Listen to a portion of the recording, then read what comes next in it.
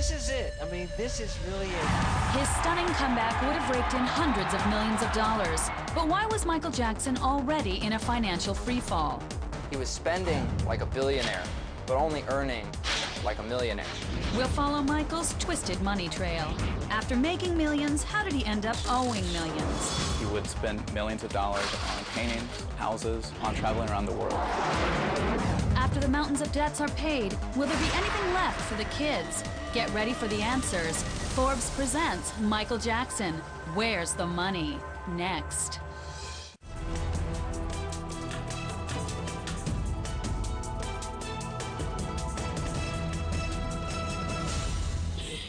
This has got to be the worst day of my life.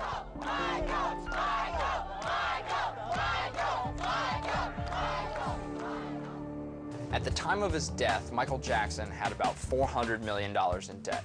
He would blow through millions on exotic animals, on lavish trips. He had $10,000 a night hotel suites, $2 million watches. If he wanted it, he would spend big to get it. Lavish spending, a staggering $400 million in debt. To understand how Michael got into this mess, you have to go back to the beginning.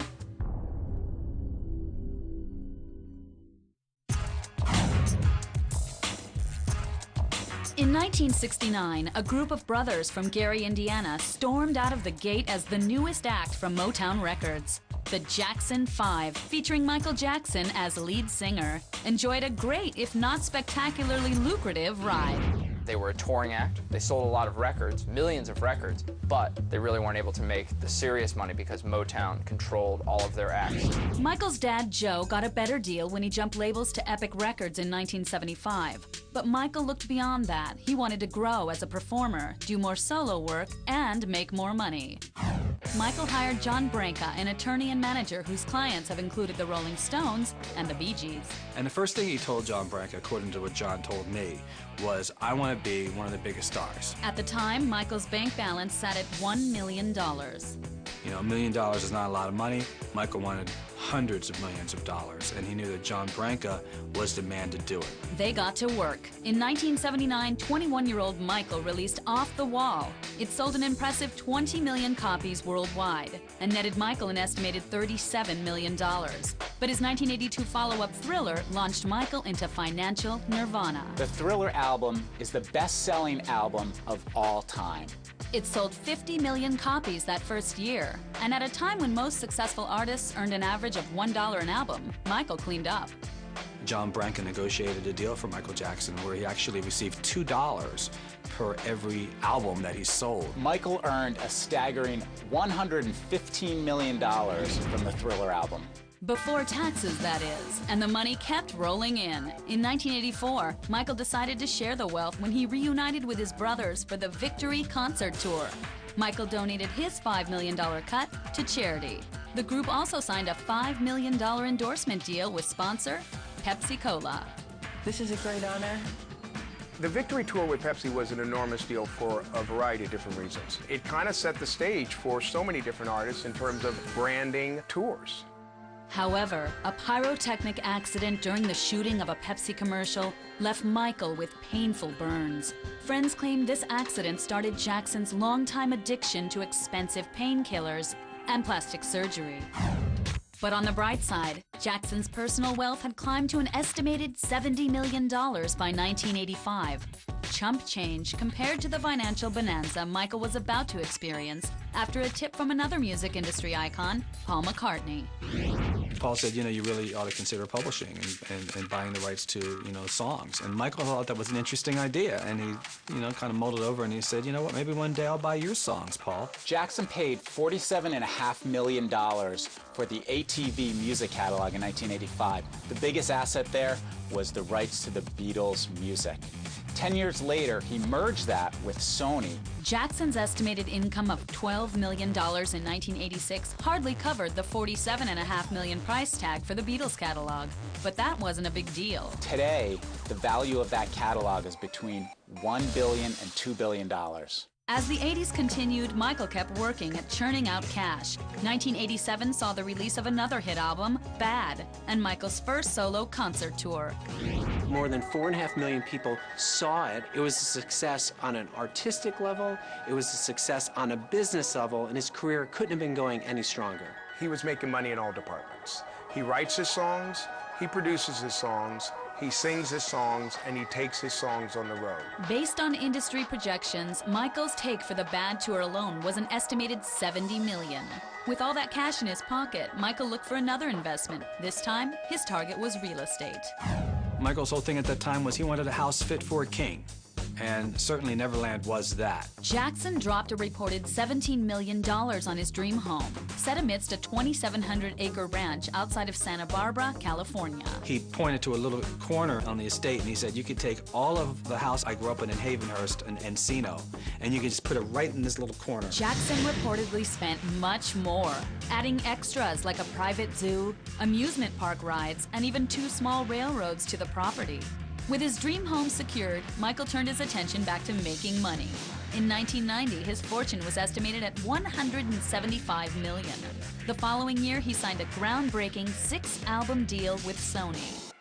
Sony expected to generate $1 billion in sales from the contract. It was expected to be absolutely massive and generate money through sales of record albums, tours. They wanted Michael to star in a full feature-length movie. But that deal would turn out to be more hype than reality. The movie never materialized. After 1997, Jackson stopped touring and his record sales began to fall dramatically. But Michael still walked away with an estimated $65 million of Sony's money. By 2002, that brought Jackson's fortune to an estimated total of $350 million. But even after the earnings stalled, the big spending continued. Coming up, Michael's shocking transformation as his empire crumbles. You won't believe where the money went. The expense of that anywhere between. By the middle of 1993, Michael's financial condition was a very dire one. A source who was close to Michael at the time has told us that Michael, in fact, was in $24 million of debt. And what really alerted his financial handlers was that Michael wanted to buy $750,000 worth of 2 animatronic figures, kind of like the things you would see at Disneyland, plus an antique clock that he had taken a liking to. Michael's advisors held a financial intervention, but Jackson's spending had been out of control for years. For example, on the 1984 Victory Tour, a private business jet wasn't good enough for Michael, so he upgraded to a luxurious Boeing 707 airliner. He came on board, looked around, literally this smile, and he's like, that's it. I'm not going back to the other airplane. The leased plane was definitely roomy, but Michael let the rest of the Jackson brothers continue the tour by bus. He actually was on the plane by himself, just surrounded by his personal staff. The brothers came on board once and saw the plane, and they were like, hey, that's a great-looking airplane, Michael. Hint, hint, you've got plenty of seats for us. And he's like, yeah, it is great, and I'll see you at the next stop. The total price tag for the rental jet? $1.3 million. Jackson also incurred sky-high costs with his stage shows, from over-the-top costumes to wild and pricey effects, like a stunt with a working jetpack. Cost? $10,000 a pop. Michael didn't skip on his music videos either. In 1992, Sony asked Jackson to ante up $6.4 million because of cost overruns on a series of videos. But money issues made Michael tune out. His assistant would present Michael with a handful of checks, obviously a big amount that he needed to sign.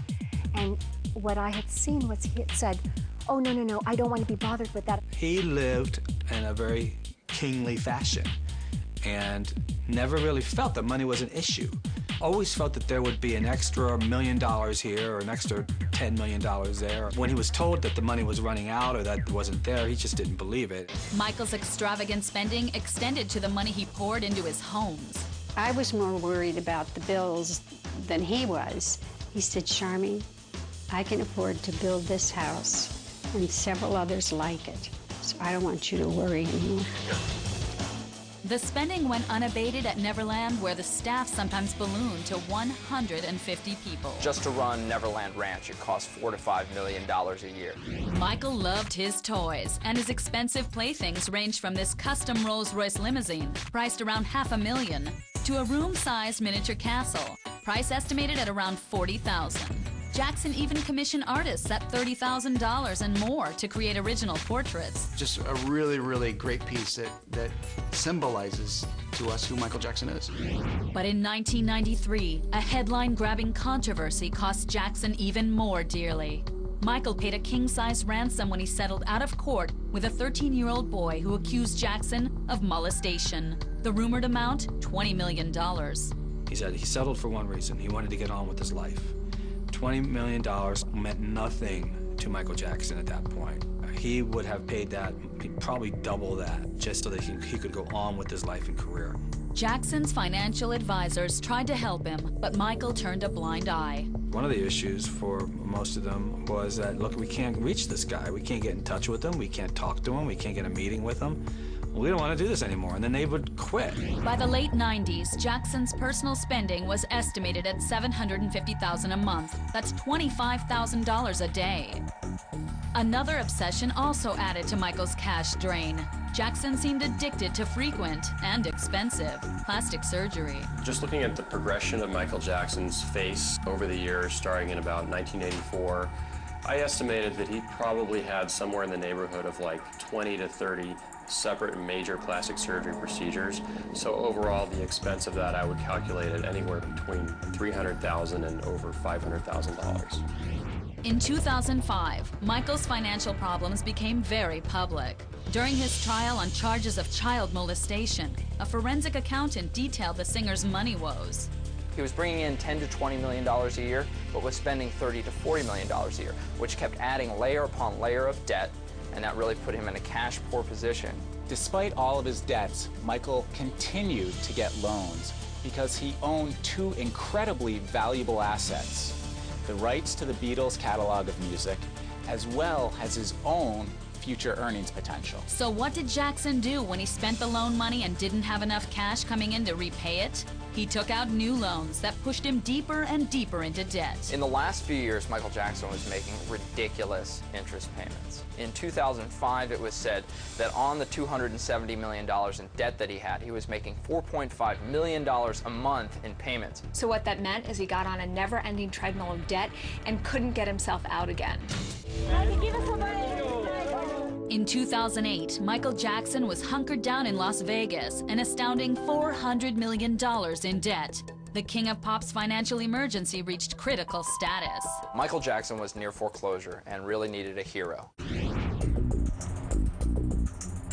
July 2008, Darren Julian of Julian's Auctions in West Hollywood was told to rush to Neverland Ranch to start organizing a sale. Everything was so elaborate. Everything was over the top. Nearly 1,400 items were selected, from Jackson's tour bus to a painting of Michael with Bubbles the chimp to one of the singer's famous gloves. It's covered in Swarovski crystals, and it's made by Bill Whitten. It's completely handmade, but it's the most iconic piece of Michael Jackson you could have. There were some items that Michael had asked us specifically that he didn't want to be sold. There were 3 Rolls Royces that he wanted to give to his children when they got married. The front gates of Neverland also made the sales list. Julian says he frequently spoke to Jackson on the phone, discussing such points as the design of the auction catalog. He asked us to see Cher's catalog that we'd done, the Barbra Streisand catalog. You know, he looked at them and he said, you know, these are great, but I want mine to be better. Michael never mentioned that money problems were the reason for the auction. As the April 2009 sale drew closer, another deal long in the works was being finalized. Michael's attempt to save Neverland Ranch had ballooned into something huge. Michael Jackson mortgaged Neverland so much, up to $25 million, that he couldn't handle the finance on that. By 2007, he defaulted on that loan, and Fortress, the company that had given him the loan, put a lien on that house. So what happens is a billionaire named Tom Barrick comes in and rescues Michael Jackson. He basically buys the loan for $23 million from Fortress. Tom Barrick is a billionaire CEO of Colony Capital. He made his money in real estate. He saw Neverland as a chance to turn this around and make money off of it. Barrick also encouraged Michael to start performing again. He put Jackson together with concert promoters AEG. Slowly, Michael warmed to the idea of doing some shows. Michael wanted to be able to go on stage and perform for his kids while he was still young enough to pull it off, he said, and his kids were now old enough to understand what it was he was doing. On March 5th, 2009, Michael announced a 10-concert engagement in London. This is the final curtain call. Really ramped up to see Michael back on stage. The number of shows kept growing and growing, and eventually it reached 50 shows that he would do as a residency at London's O2 Arena. Without exaggeration, and it's not hyperbole to say that hundreds of millions of dollars were going to be generated by these shows. Hundreds of millions of dollars. Jackson's estimated payday for the London gigs and the anticipated worldwide tour, $400 million. Meanwhile, 8 months of preparations for the auction were almost complete. The very day that Michael announced his concert comeback in London is a day that we were notified that a lawsuit was filed from his production company to stop the auction. The lawsuit claimed the auction house didn't have permission to sell the items, as they had never submitted a final list of what was to be sold. We had worked with his manager so closely during the whole process, and everything we had done was approved. Although a judge ruled the auction could go forward, the two sides settled out of court. The sale was called off, but the planned exhibit of the items went ahead, with tickets sold at $20 a pop. We were able to come to an agreement that both sides were happy with, and that's really what we wanted, and Michael wanted too. Michael was now back in LA, prepping for the concerts. He moved into a $100,000 a month home in the exclusive neighborhood of Holmby Hills. Jackson even got his own doctor. AEG was sparing no expense to make Michael happy, to make sure that he could perform, and they agreed to pay, at Michael's request, Dr. Conrad Murray, a cardiologist that Michael had met in Las Vegas, to go on tour with him, and they were willing to pay the doctor $150,000 a month. It was Murray who discovered Jackson's unconscious body on June 25, 2009. While the doctor's role in Michael's death would quickly become the focus of much attention, the debate over the singer's money was only starting to heat up. Michael's death turned his finances upside down. Straight ahead, what will be left for Michael's kids? And charity. The reported breakdown, Katherine Jackson gets 40% of Michael's assets. Various charities get another 20%. The remaining 40% will be divided by Jackson's 3 kids. Sorting out how much is left to split up will take time. Of course, Uncle Sam's going to be the first one to get his money, and then after that you have the creditors. Michael Jackson owed about $400 million at the time of his death. The only question is, how is the family going to meet those debts? How much of the assets are they going to have to sell off? Michael's assets have been estimated to be worth between $750 million and $1.5 billion. Since his death, Jackson's finances have steadily improved. Fans went out and bought his music in droves. He broke all sorts of sales records. On the Nielsen SoundScan, he held all top 10 of some of the top 10 lists. You have to remember that people used to own Thriller and Bad in record or cassette format. Now they want it in CD or they want it in their digital catalog. And there's more Michael on the way. I'll bet you only 20% of the songs Michael Jackson actually recorded actually have been released. Now the other 80% are going to be coming out, no doubt about it. We're talking millions upon millions of dollars. Even though the London comeback concerts never took place, AEG made a deal to produce the next best thing. AEG plans to release a slew of footage from Michael Jackson's rehearsals for his London concerts. And it's been reported that they got $60 million from Sony in order to release this as a feature film. Even the Neverland Ranch might become a money-making asset. And conceivably, that could become like a Graceland, which Elvis Presley's estate did to his home, and it became a cash machine. Michael Jackson's estate will continue to rake in millions after his death. His music catalog will generate in the neighborhood of $10 million per year. But the real value is in the likeness and image of Michael Jackson. You're going to see new T-shirts. You're going to see, fashion lines inspired by him. You're going to see a whole plethora and array of different things that are all going to go to his estate. Michael Jackson's children's future will be fine. I don't think they'll have to work another day in their life. Being with them connects us to the deep wisdom of life. First, I'd like to thank my teacher. Michael Jackson made millions and spent millions. While many things about Jackson's life and death may always remain a mystery, one thing is certain. There is no question Michael Jackson is going to be worth more dead than he was alive. I think he would just be laughing and dancing and moonwalking on the clouds.